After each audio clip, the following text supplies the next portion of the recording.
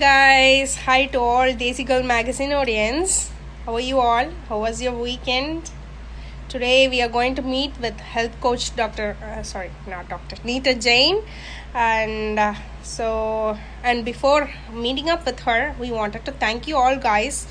During the last live with Anjali Nair, she was an immigrant coach. If you haven't seen the video, please go watch it. During that live session, we actually asked for volunteers to join us, anyone with any skill to exhibit or who is ready to develop one. We asked them to reach out to us, and many of you have reached out to us, so thanks a lot to all the volunteers who have reached out. That was we are happy to welcome you into the fold. Thank you all. And so today we are going to meet with Neeta Jain. She's a health coach, and she's the founder of Shakti, a wellness company based in the United States. So she focuses on guiding immigrant and Desi women in the US. So yeah, she is also certified by NBHWC, the National Board for Health and Wellness Coaching, and she has been certified by NBWHC, and she's a health coach who focuses on Desi and immigrant women. So she guides them. Her Shakti, that is her company, wellness company, is doing it. She's doing a great job because all her clients leave a raving review on her. If you check out her client testimonials, you can see that. So, and again, this video is to guide you all guys about how to lead a healthy lifestyle. So, who of us haven't ever been on a diet or a workout regimen, and how many of us have given up midway because we got bored or something or other came up. So all of us want to look better, feel fitter, feel healthier, right? So health is very important, so every one of us knows that. But it is always nice to have an account, some partner who has an accountability partner, seem to do a better job at being healthy, right? So she kind of does that. She's a health coach who is an accountability partner. So so before we lose steam, we need an accountability partner. So a health coach like Neeta Jain does that job. Hi, she's joined us now. Let me send her an invite. Yep, send her an invite. Excited to meet you. Hi. Hi, Nirkuna. How are you? Good. How are you, Neeta? Good. So nice to be here. Thank you for having me. Thank you for being here. I mean, your precious time. We know it is precious, so thank you for offering us. Of course, my pleasure. So I have been talking about you to our audience. So and please, can you introduce yourself too? A little about you, please. Of course, yes. I'm Neeta Jain, and I am a holistic health coach. I'm based in New Jersey, United States, and I've had a typical immigrant journey from India to United States, and where I was an engineer in my past life for 13 years, and now I've pivoted into a health coach because that's my passion. And my mission is to create a safe space for immigrant women in corporate America. So yeah, that's in brief. Great, that's great. And tell us about Shakti. I love the name, by the way. Thank you. All that power, women power, Yeah, I was, Nurkuna, I was so drawn to the word Shakti, and I don't know why, and not even realizing the exact meaning of it, right? It's a goddess. It's the divine feminine wisdom. And it's not just power. I always grew up thinking it's power, Shakti, eat your protein or drink your milk and you'll get Shakti. But it really is a lot more deeper. So I was always just drawn to it. And yeah, I was like, will people in the United States be able to pronounce the word? But, I was just so drawn to it that, so yeah, thank you for that feedback. So yeah, so with her Shakti, I have a coaching program where it's called Fierce Goddess Program. So in line with the goddess theme, and where I use a wellness wheel, where there are different aspects of our wellness. You know, it's not just about the food. So and that was my own personal journey as well, where I was eating enough and I was eating right and I was working out, but I was still not feeling. I was not experiencing that well-being back in corporate America. And so, yeah, so I have, that's why I call myself a holistic health coach, where I focus on areas around like sleep hygiene, stress management, nutrition. It's awesome. So we saw that you have a program especially for women who have who lead a busy lifestyle, and women usually tend to put others first. We prioritize our own health last. So we take care of the family. We have a full-time job. So how do you help them? Prioritize their health first. Yeah, that's actually a great point and a great theme that I've personally also struggled with, right? Self-care, and especially women who come from the culture that we've come from, because of what we've seen perhaps our mothers be, right? Like it's always the child, especially for us immigrant women who are raising families in a country far away from the home country. And having been grown up in a around, there's a lot of social conditioning and patriarchy that we come from. And so some of it is, a lot of it, there's a lot of cultural and social conditioning context that there is increasingly an awareness of it. The second is is also like boundaries. So I do help with recognizing, getting aware on boundaries, and a lot of us, especially the empaths, they struggle with boundaries, where you can't give from an empty cup. We all know that, but in execution, we're still giving from an empty cup, and so there is no time for self-care. So the way I help them is like really getting aware on boundaries and the energy drainers. And then there is the external variable, which is not in our control, which is the corporate America, which does not, oftentimes in many situations in industries, it doesn't support working mothers or immigrant working mothers, especially. It's beautiful. Actually, whatever you said, it resonated with me. I am sure it resonated with a lot of our audience too. Yeah. Empaths especially, we tend to give we cannot give from an empty cup, and yet, from the culture we come from, the environment and the people around us, we somehow are molded into a cast. We are cast into a single mold. That's very difficult to come out of.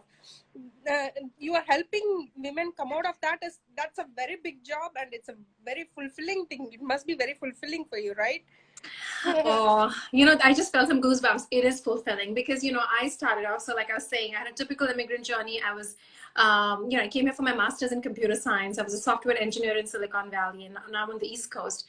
And I've had a transition as a technologist for like 13 years. And then I found my passion in this. I'd always been passionate growing up in India: health, wellness, sports, fitness.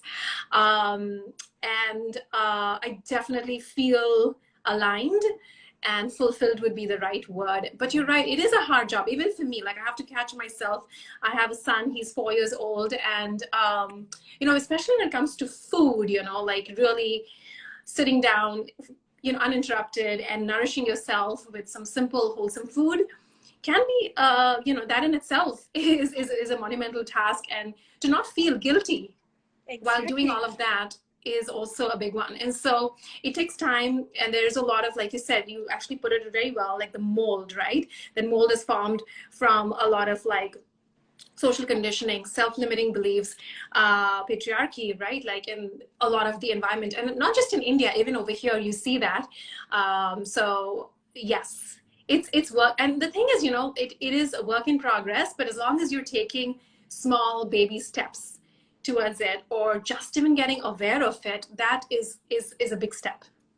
It's beautiful, Neeta, that you are addressing so much more than just diet, nutrition, well, just workout. You are even talking about patriarchy and culture, how women have to get out of that to actually taking care of ourselves shouldn't make us feel guilty, right? That's so beautifully said, beautifully put by you. Thank you, Neeta, for that.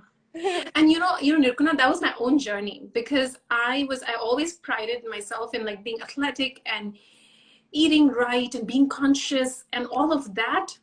And then when I quit, I was at Amazon before I moved on. So when I quit my career, I paused my corporate career and I went back to nutrition school. I went back to nutrition school to learn more about nutrition.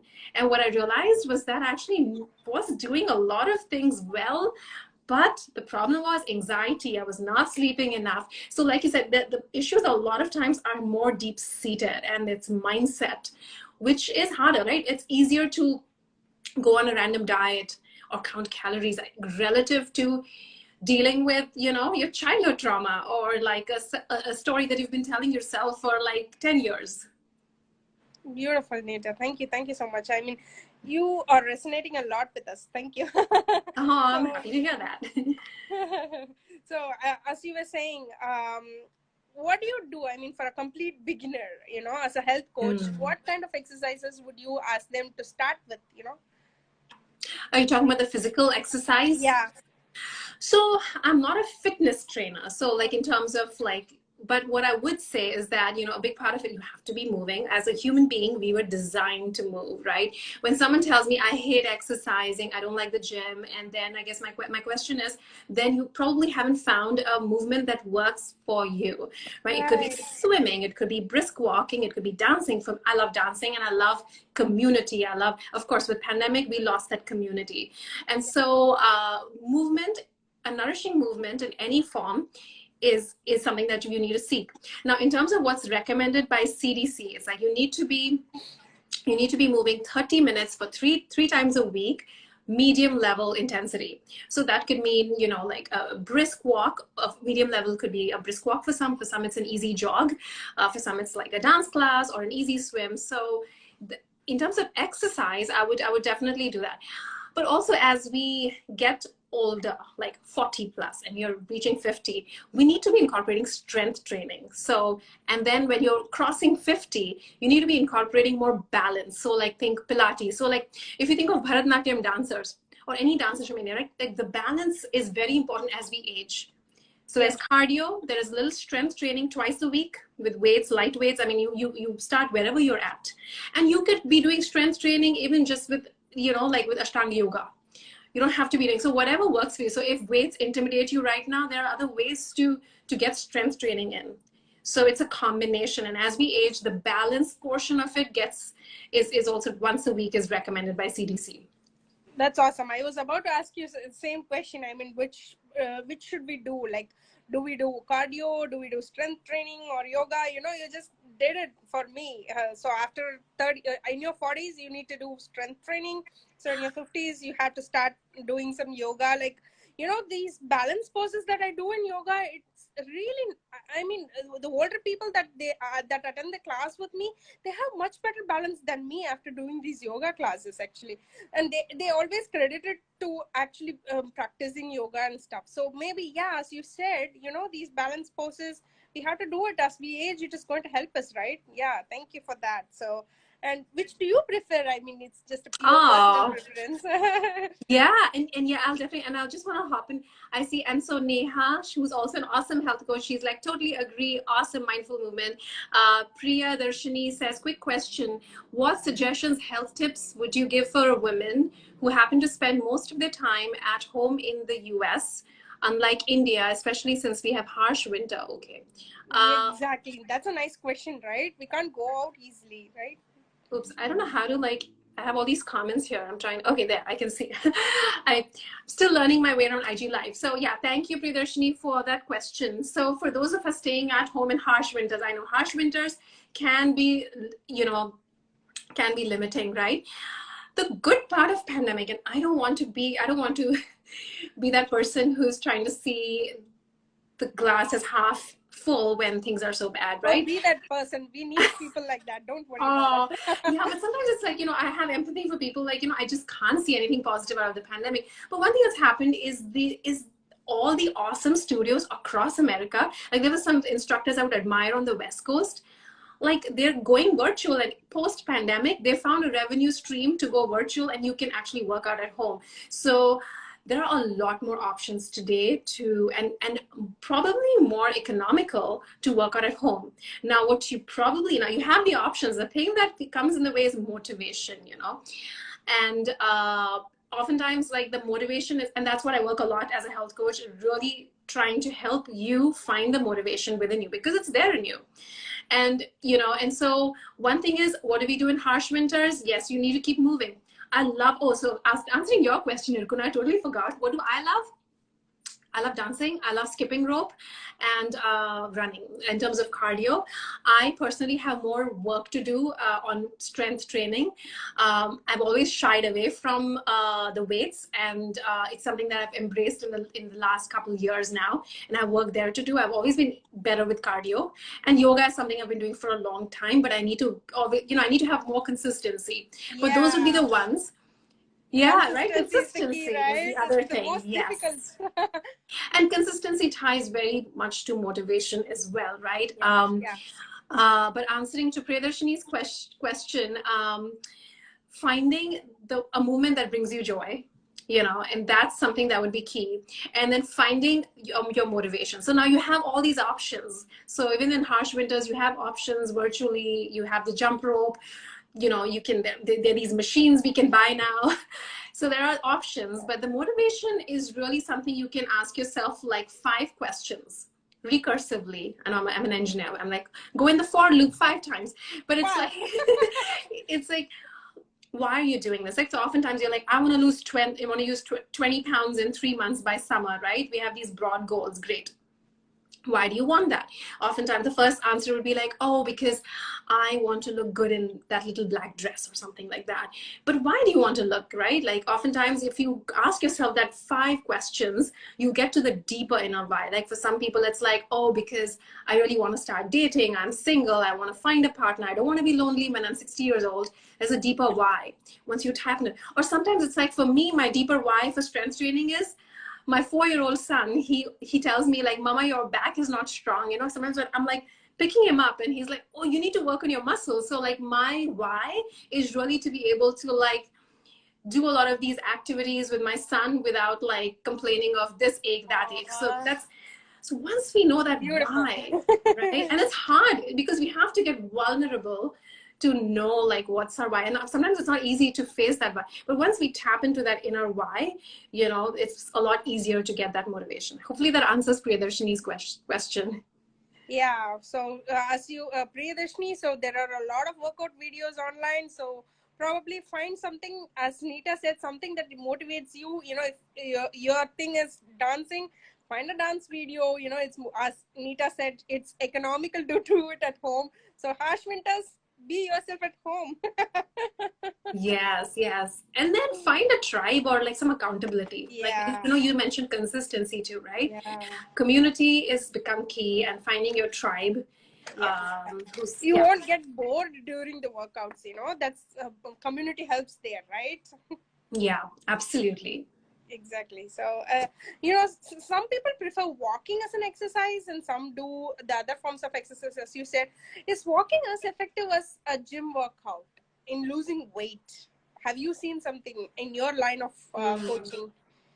So losing weight is a very blanket statement, depending on where you're starting at, right? Do you have 50 pounds to lose or 5 pounds to lose? I get people, one thing that I get with most of my clients are women, and they're typically immigrant South Asian women, right? And whether they have to lose 5 pounds or 25 pounds, they all want, that's like their goal, weight loss, right? And that's fine. It's fine to want that. But again, it depends on, for some people, it's about getting more active. For some people, it's about removing sugar. For some people, it's like, I'm not eating sugar, but I'm eating a lot of spicy processed foods. Some people, it's, I'm very stressed and not sleeping enough. So,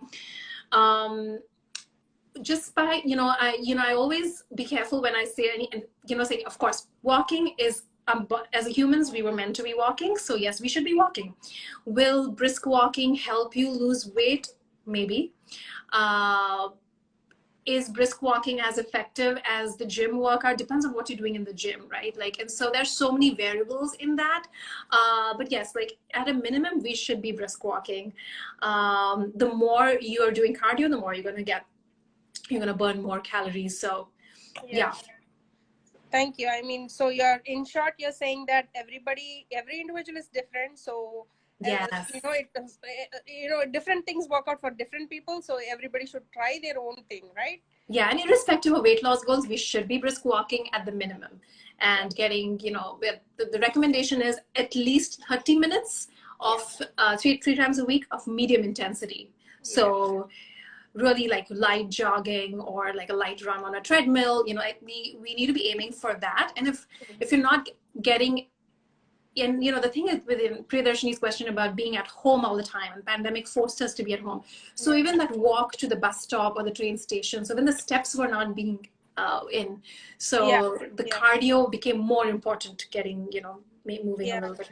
Yeah, and you mentioned something about the sweet treats, right? I saw one of your client testimonials. It was a raving review. She was appreciating you so much for helping her Yeah. replace the sweet treats with alternatives, healthy alternatives. You know, it would be really Yes. useful if you could give us a few alternatives right here. Oh, yes, yes. And so it's interesting. So the reason I talk a lot about sugar is because I had sugar addiction. So that's something that, and a lot of us South Asians, right? We've Yeah, grown up around, like I grew up with sweets were there at breakfast, lunch, dinner, no problem. Nobody's stopping me. And I grew up around a lot of that. And so, today I still have a sweet tooth, but I'm not addicted to sugar.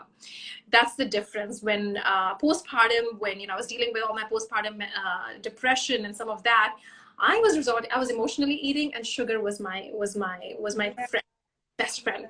And yeah. so if to your audience, if they go to my profile, I actually have 10 tips for sugar addiction. So I have actually tips, so they can download that from the link in my bio. So Awesome. anybody watching, you can do that.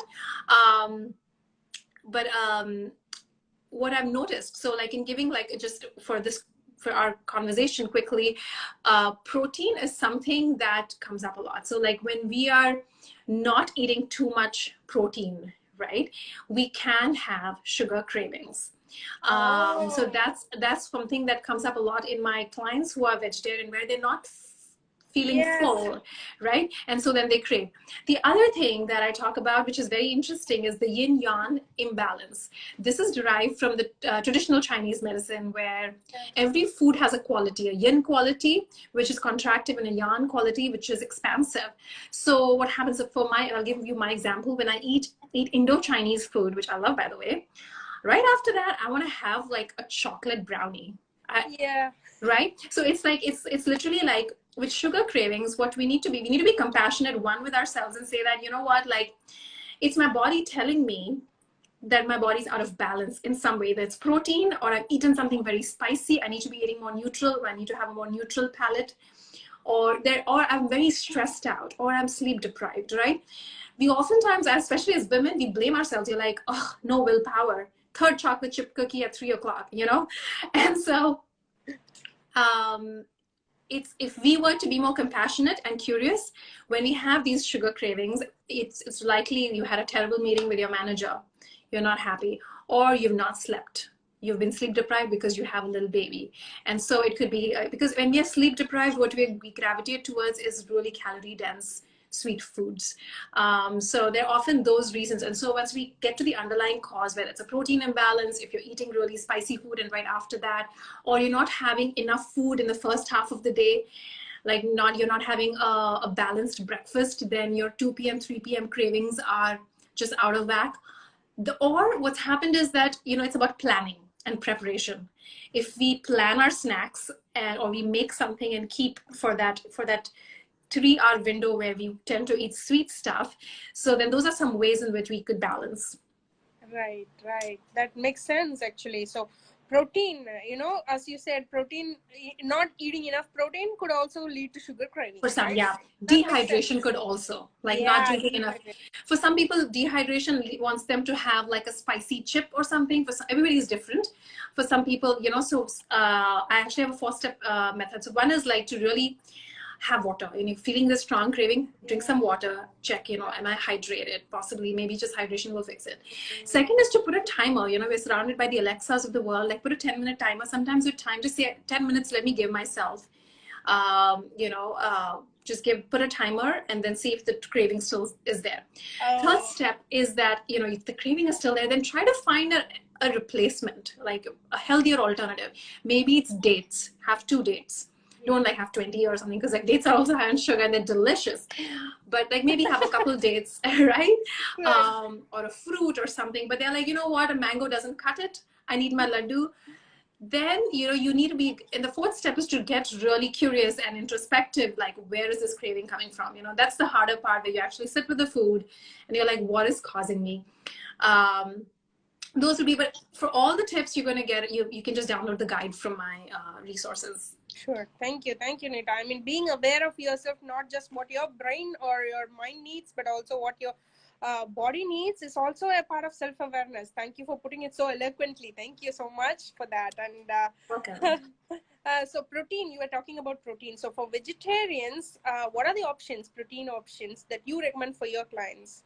Yes. So a big part of Har Shakti is to really leveraging your grandma's wisdom, right? Either you're from North Right. India, South India, or from Turkey, or from, some other, like as immigrants, we come with really rich Cultural ancestral. background, ancestral knowledge, right? Yeah. Exactly. Great Yes. ancestral diet theories, Yeah. and a rich source of like the lentils and millets and legumes and beans, Yeah. which we're only tapping into a small part of it. Yeah. So a lot of I always have my clients explore the lentils that they've grown up eating, right? Whether it's a jowar or a ragi, like finger millet. So different kinds of millets, have a variety of lentils. What does happen is that vegetarian sources there's always a little carb attached to the, Yeah. and carbs are not bad, but it's just that if you're having this big pot of rice and then a little, a drizzle of like the yellow dal, that's not enough protein. So I always have people like reverse, like you can just balance your plate with more lentils. The paneer is good if you don't have any dairy allergies. If you can make paneer at home, even better. But paneer can be a good source of protein. I love Greek yogurt because of it really packs a lot of protein. And of course, it has some probiotics. It's fermented food. So Greek yogurt is a great source of protein for vegetarians. Nuts, of course. So all this that I'm telling is not something that's new. Most of us know it, but it's about actually meal planning and making sure that you're balancing your plate with the right amount. The other thing that I say is like getting very you can get strategic even by like what you're sprinkling on your food. So like when I'm having, like in central India, we eat this poha, which is flattened rice, as breakfast. So what I do is I have it with boiled egg. I do eat eggs, but I put a boiled egg with it, and I also sprinkle a lot of peanuts on it. And so you can modify some foods that are traditional, but still with the garnishing. I put on avocado toast, I'll put sesame seeds on top, or hemp hearts. In oatmeal, I put a generous amount of chia seeds. Yeah. So yes, so as vegetarians, we could be doing. The other good source is nutritional yeast. Yeah. Okay. Yeah. So a bunch of those resources are again in my profile. If you can go to my, Sure. there's some guides that could help with that, and there are some videos on my profile. If you look on my IGTV series, there's a nutritional reset series, and there's a video on how to balance meals as a vegetarian with protein. So you'll get more tips there. Awesome. That's awesome, actually. Thank you. And I do love poha with peanuts, that crunchiness, You do? Okay, that's great. Not everybody does. And I'm like, why? It's so delicious. Yeah. Each their own, I guess, I suppose, right? Yeah. So yeah, from your point of view, it's just disclaimer, guys, she's not recommending it, just her point of view. So from your point of view, is there any nutrient that we don't get from natural food sources, even whether it be a vegetarian diet or a non-vegetarian diet? Do we need, as women, do we need any extra supplements? So yeah, so with supplements, I'll speak in very generic terms because everyone is different. One thing about supplements, I would say it is needed in certain amounts in certain people. One thing is because our foods are not as nutrient dense as they Yeah. could be because Yeah. of like over farming or because of pesticide use or Pesticides. because of, Right. it's being transported. A lot of the things coming in North America is coming from, say, like South America, from Mexico. And so in the transit, you're getting, it's losing it's in storage, it's Nutrition. losing. Right. Yeah, or frozen foods and things like that. So the Yeah. things are not as nutrient dense as they could be. So that's one challenge. Yeah, the second challenge is lifestyle. Like, we are busy, we're meal prepping for the whole week, some of us, right? We are really busy. I mean, there's not as much help.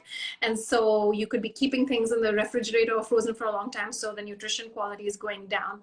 So that's speaking to like why food sometimes cannot supplement all of us, right? Unless we are really on top of it.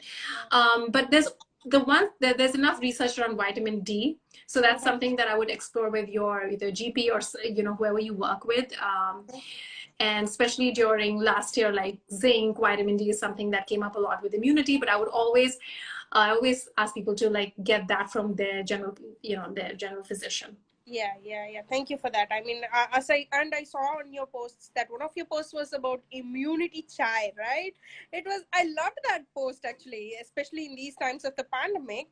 People are all about immunity. We are only fully realizing the importance of immunity, in the inbuilt immunity that we have. We are realizing its importance only now.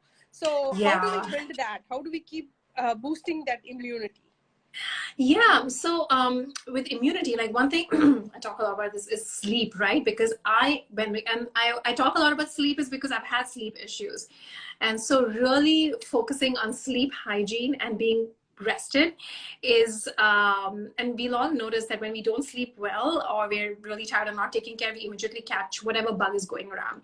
So sleep is something that is probably not as glamorous as popping supplements, right? Right? It's also more hard work to actually have a good evening routine.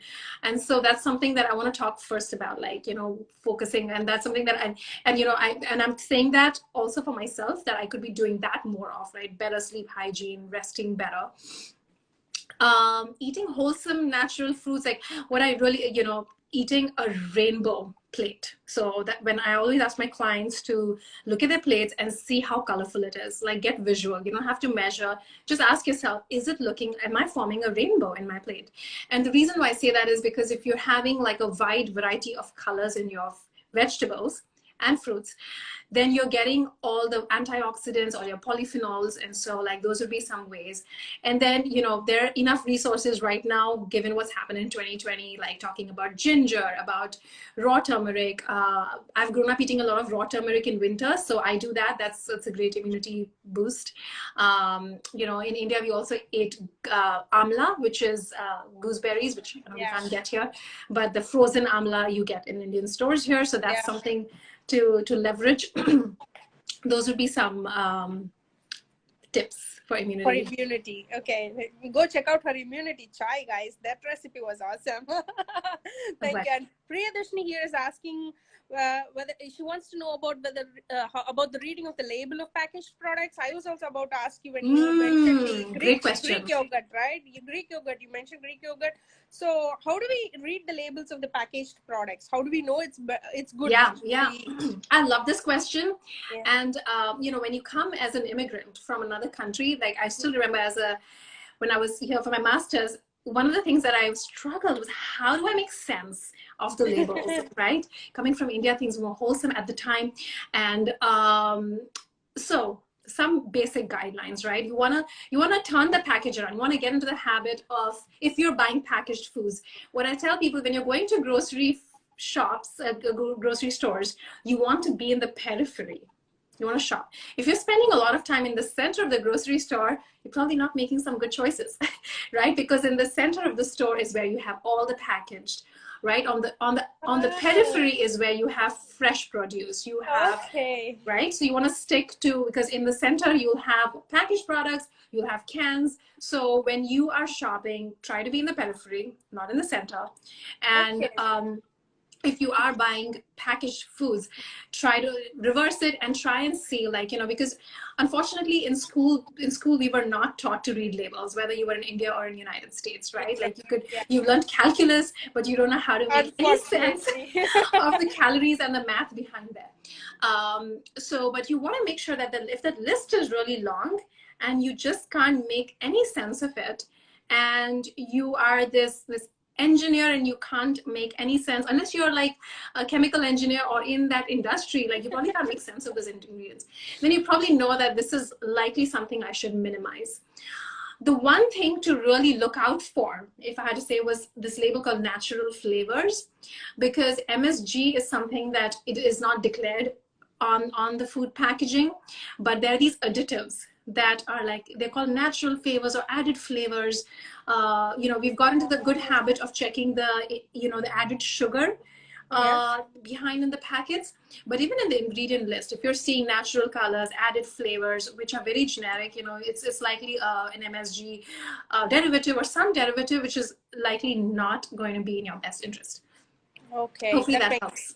Yeah, it helps. Thank you. So guys, check out the added sugars and don't trust anything that says artificial colors or flavors and natural flavors either, right? And if it's a really long list which you can't make any sense of, then you know that it's probably not the most nourishing choice for your body. Lesser the ingredients listed, so it's going to be better, right? And the last one is especially because because we're Desi Girl magazine, our audiences goes a lot to the ethnic grocery stores.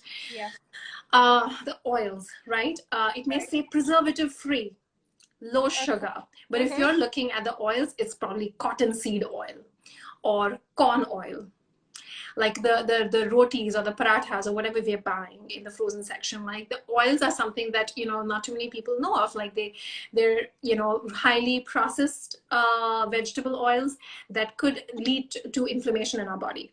So that's the one reason, right? The oils, the pickles that we're buying, or the bottled chutneys that we're buying. I'm glad, Priyadarshini, you find it insightful. And so oils is something, the other thing that is quite sneaky.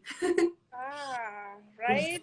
And especially for our Desi girls, pickles are my favorite. Oh my god. I know. Yeah, right? But what happens is that we think pickles, especially with all the the chat around fermentation, lacto-fermentation, fermented foods, gut health, we feel like pickles, like the store-bought pickles, but the thing is they're pasteurized at such high temperatures, and there's so much oil and added salt that you're likely not going to get the probiotic effect that you'd get with the pickle that your grandmother made, back in the day. So right. Something to think of.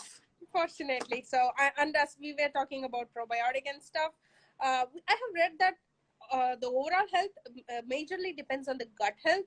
And you have also posted few things about the gut health, right? So can you tell us a little about the gut health and how to maintain our gut health? Absolutely. So gut health is all the buzz, right? Like microbiome, and especially in 2020, like they say, like 60% of your immunity lives in your gut.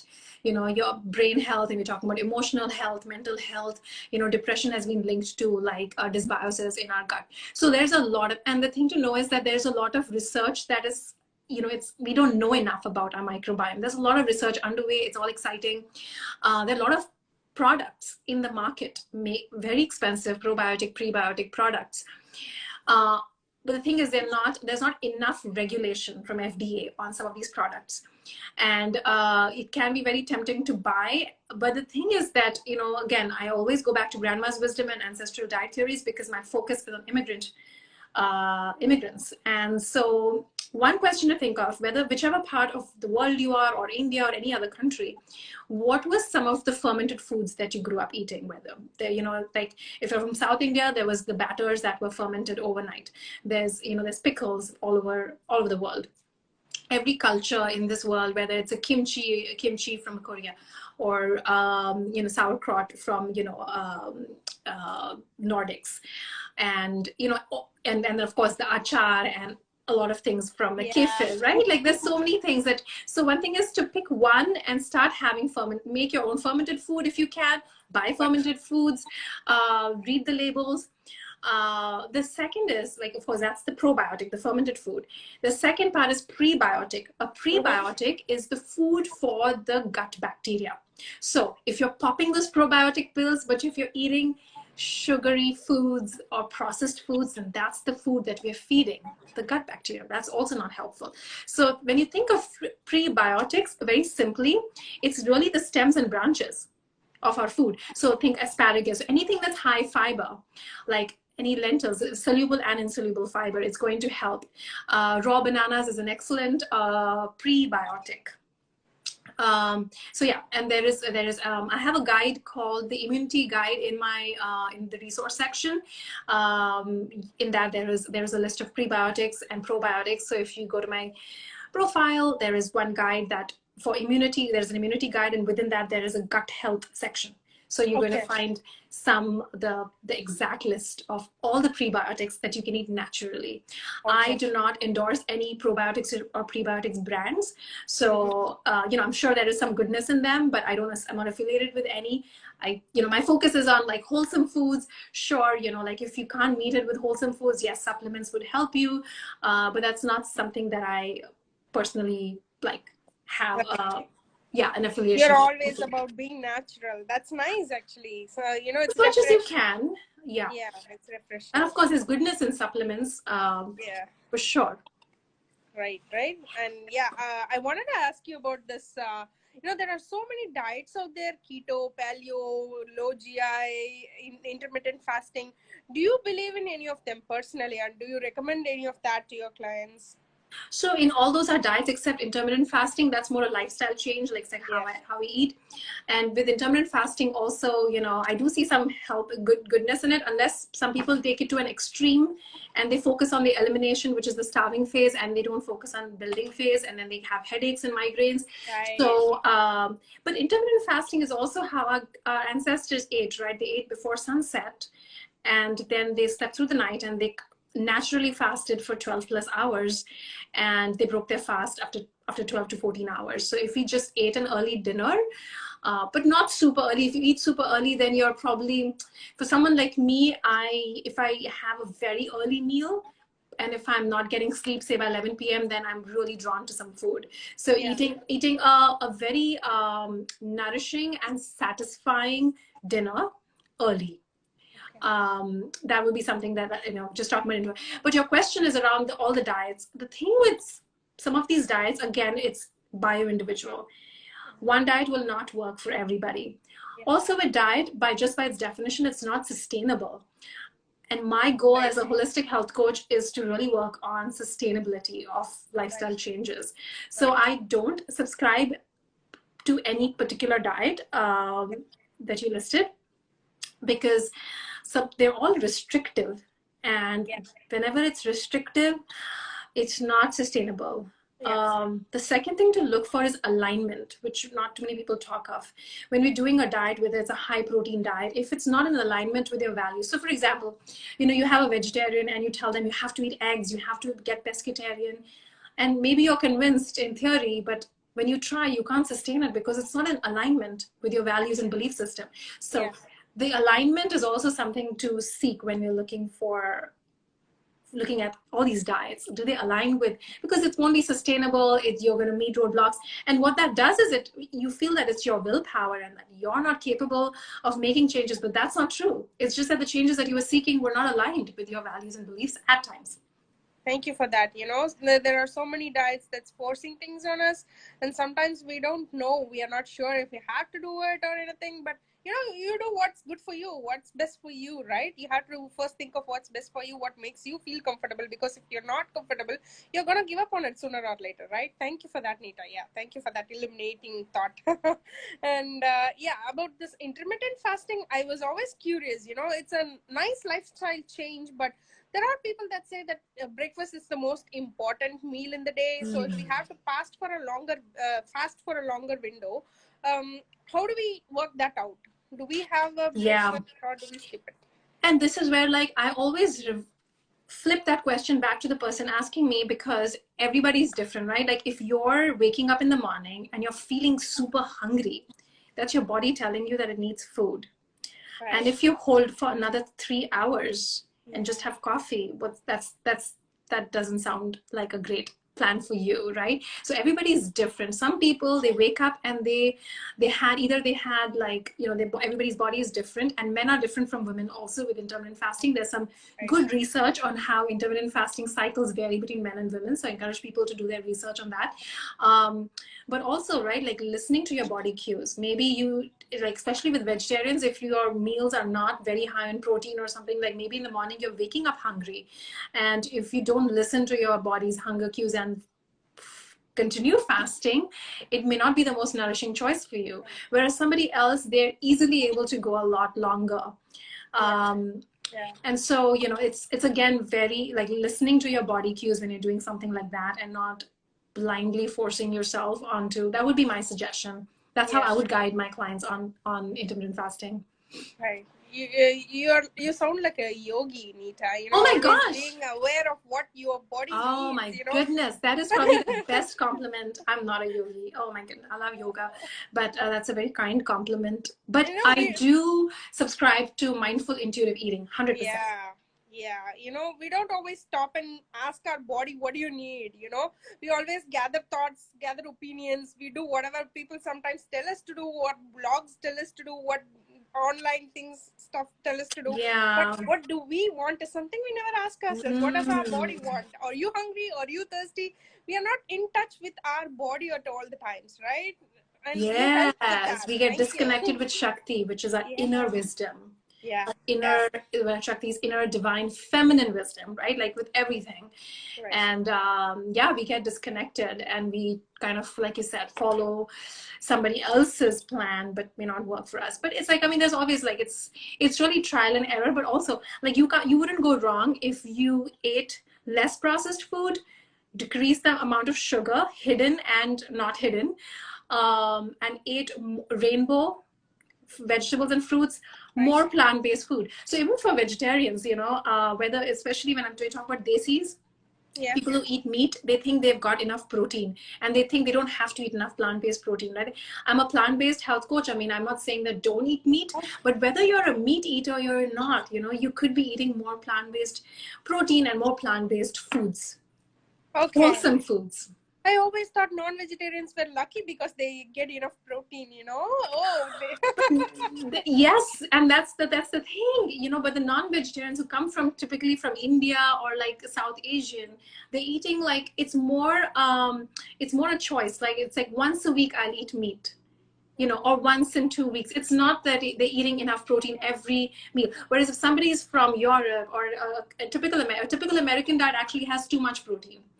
So, you know, sometimes as even as a meat eater coming from South Asia, right? Like you're probably not eating meat in every meal, right? And so so whether you're a meat eater or not, like plant-based protein is your friend. Eating legumes, nuts, seeds, you know, nutritional yeast, all of these things are going to help you. Right. Thank you for that thought. I didn't know that. That's new information, actually. So it's more a mindset, you know, like yeah, because what I hear is that, oh, I'm a meat eater, so I'm not, you know, protein is not a concern. But then when I actually look at their foods, it's once a week whenever I go to a restaurant, and I'm not cooking at home. So then I was like, okay, then you need to be eating more beans and more plant-based protein. And we always have this idea that if I eat enough protein for one day, it will sustain me for the rest of the week. That's not how it works, right? We have to eat a particular amount of protein for every meal, every day, so that it's a balanced diet, right? Yeah. So Urvi asks, can we eat nuts every day for protein? Nuts are a great afternoon snack. Very satisfying, and you can eat a little bunch, you know. Yeah, sure, you can eat it every day. You can have and there's there's no side effects for eating nuts, you know, as long as you're not eating a whole lot of it, right? Like, which is where you get, like, if you eat too much almonds, you get like some kind of toxic reaction. But just a handful of nuts, right? And too much of it, right? With almonds, yes, but that's like eating a lot, right? Or eating a lot of peanuts, right? Like then that'll be high calories. But if you're eating a handful of nuts with, say, a little cheese or a little fruit or dried fruit, that's an excellent snack. Much better than some sugary energy bar. Right. Planning is always the key, sometimes we Yeah. don't always plan, so you eat whatever you can grab, whatever is nearby, right? Yeah. Nirkuna, I also wanted to just be mindful on the time. Today, I do pick up my son early Yeah, from thank you, school, thank you. so Yeah, I'm on the thank you East so Coast. much. Okay, I'm also on the East Coast. I'm actually in Pennsylvania, Philadelphia. I Hey, just assumed you were neighbor. on the West Coast. Most welcome, Urvi. It looks like it resonated. So I didn't I'll realize that. wind it up with the final question. How does being Desi has influenced you in your Oh, career? oh my goodness. I love this question. How does being Desi has influenced me in my career? Yep. Okay, so so I was an engineer, and then I became a data analyst. I kept switching my careers to see, because when I was an engineer, I was not enjoying the coding process, and so then I became a product manager. I moved to the business side of things, and then I left technology altogether. But what being a Desi has, I think, growing up in India, it was like either I can be an engineer or a doctor, the typical mindset that we grew up with, right? And so I think growing up, I always thought I had only a few paths. Yeah. And I struggled to fit into oh, thank you, Shreya. I'm Yeah, glad that you thank liked the you. session. It I was resonated. also reading reading her comments. Thank you, Shreya. You um go ahead. Sorry, you go Sorry, ahead. yes. So sorry, I lost my track. So yes, so I felt like I had only a few tracks in my life, and that I couldn't fit myself in a mold. That's. But the thing is, being coming from a country like India, I think we really come with there is that work ethic, and that we come from, and working hard, and some of that. So I would say there has been some pros and cons. One is like a mindset con, right? Like that I've had to work, like even now, like being a health coach, it's like, who's a health coach, what do they do, being, that's a bit of a bit something that I have to always explain, or I myself have to be comfortable with that choice. But I think coming from a country like India, I think we come with a lot of respect for hard work, and I think that work ethic, I think, is something that we come with. I don't know if that answers your question. So you have got a respect for hard work, and that has been a pro for you, right? That you got from being Daisy, right? Yeah, and it's also like, I'm trying to think like what's a pro and a con, right? Because sometimes I feel coming from India, it's like we feel like as immigrants we have to work hard, and I feel sometimes it does not.